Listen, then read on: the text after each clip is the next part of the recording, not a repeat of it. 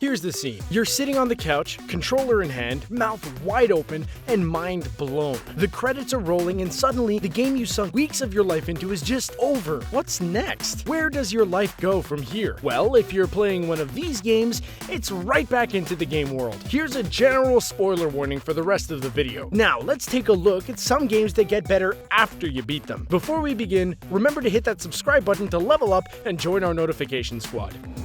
Metal Gear Solid.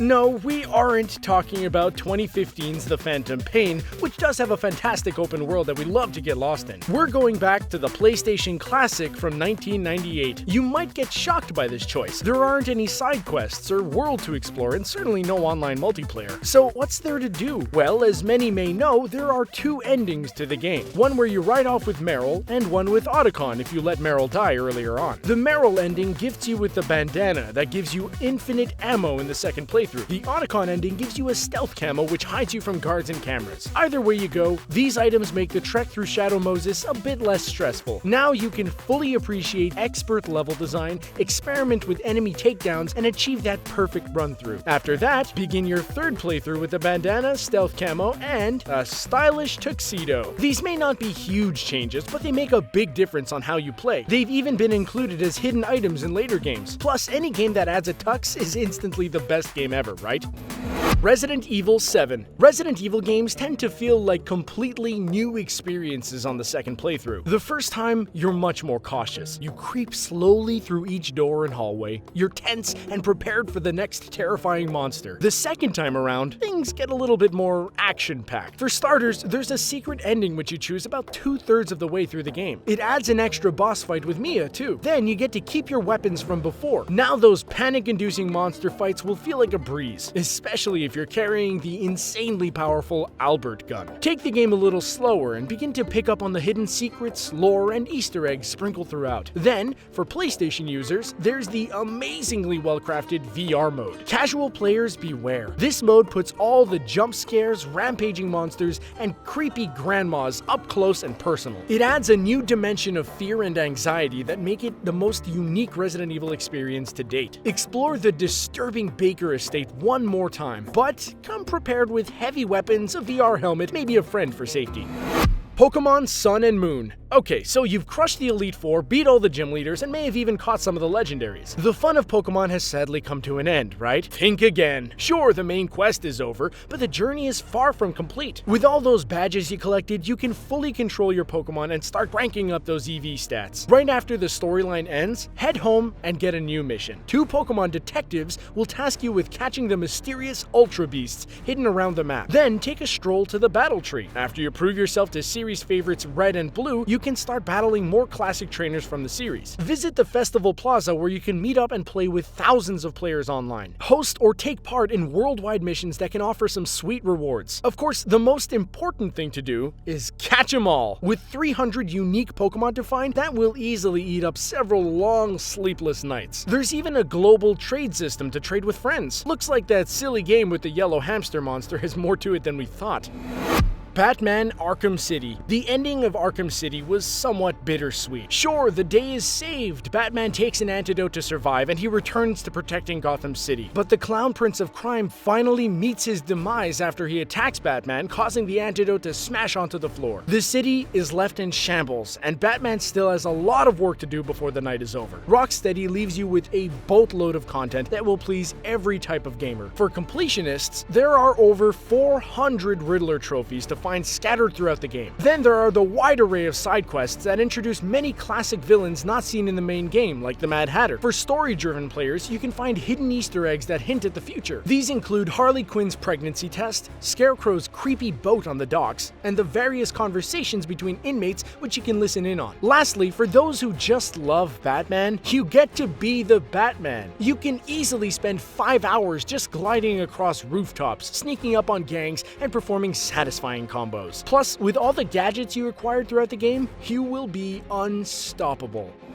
Castlevania, Symphony of the Night. So you just beat Castlevania Symphony of the Night. Pretty tough, right? Hopefully you wore the holy glasses and were able to kill the evil spirit Shaft. Great, because now you can play the game all over again upside down. Yup, killing Shaft unlocks a completely inverted version of Dracula's castle that adds a whole new level of difficulty. Plus, you get to fight the real main boss, Dracula himself. But if you killed Richter instead, game over. Sorry, let's take a step back and just admire this feat. The designers created a world that works perfectly in two planes of orientation. Meanwhile, some games can't even work in one. This one is a feat only for the truly dedicated Castlevania fans. Those brave enough to attempt it are rewarded with great secrets hidden in every corner. Some even alter your perception of the world around you, literally. Then there are two possible endings for the inverted castle mode. First, if you complete it with less than 196%, you leave the castle alone forever. Over 196%, and you will leave with Maria, who will help save your haunted soul. Not only is the inverted castle a fun challenge, but clearly necessary to get the full experience.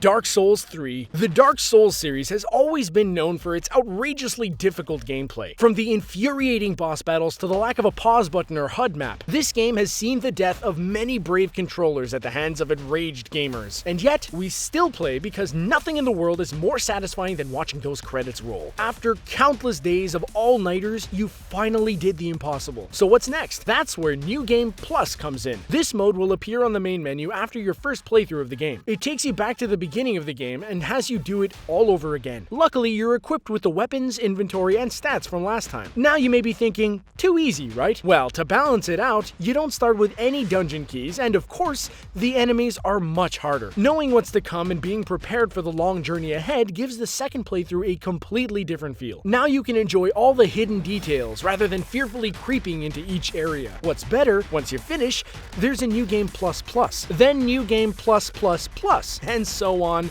and so on.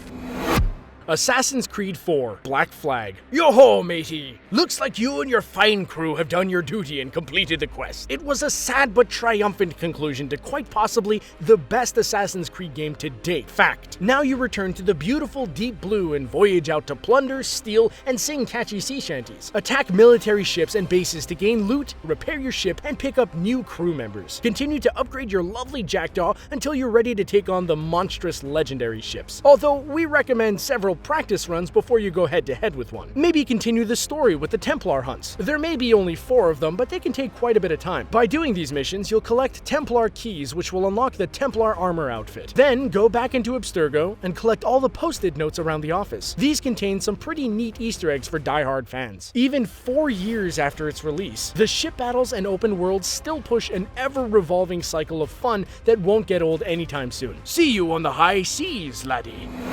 Until Dawn. When first finishing this survival horror, we thought it was a pretty simple setup. See how many people you can keep alive till the end, usually by saving them at preset QuickTime events. We were wrong. Until Dawn does something many games claim to do, but rarely follow through on. Your choices actually have weight and the ability to change the entire story. You can either easily miss entire plot lines and character arcs by making a seemingly irrelevant choice near the beginning. The intricate butterfly effect system weaves these choices together flawlessly, thus causing the story to branch out wildly through the entire game. Opinions differ on just how many endings there are. However, it's agreed that there are over 250 ways to get to the end. Do you let everyone survive? No one? Only 1, 2, 3, 4? You get the idea. Seeing how difficult some of these QuickTime events are, most will probably need that second playthrough to get the good ending. The developers even said that they designed the game with the expressed intention that you would play it multiple times. So you're really doing yourself a disservice by not reliving those scares again and again.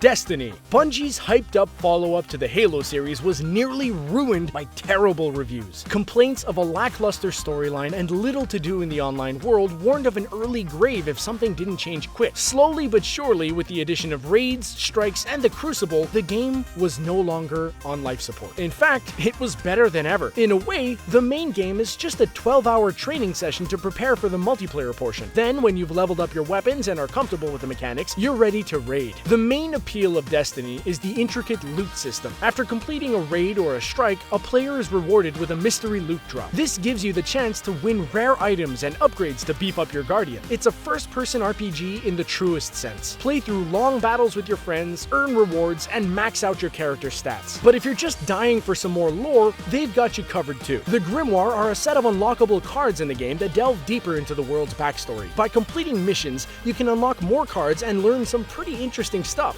Bungie really dodged a bullet here. What do you think? GTA 5. After an amazing 30-hour campaign, how could Rockstar possibly keep the momentum going? Well, for starters, you kick off the post-game with a crazy $35 million in each character's bank account. All that sweet dough you finally got lets you buy the rocket launcher you've been gawking at, or a brand new private jet. Cruise through the life-sized city of Los Santos in style. Hop on your phone and start investing in stocks. Maybe play a little golf, go on a bike ride on the beach, or break into a high-security army base and steal a tank. Half the fun of the GTA franchise has always been the insane mischief you can get into. The possibilities are literally endless. Then there are the challenging and rewarding Lester side quests, or the 58 wild strangers and freaks missions, which honestly could be a game on their own. But the ultimate post-game experience is the endlessly fun online mode. A first for the series, this free mode is jam-packed with heists, races, and team missions that finally unite the community together. With so much still to do in this 4-year-old game, it may be a while till we see GTA 6. Are you still playing any of these games? Have a favorite? Please let us know in the comments below. Be sure to like this video and share it with a friend. Then check out our playlist for more awesome videos and definitely subscribe to keep up to date with the gamer. Thanks for watching.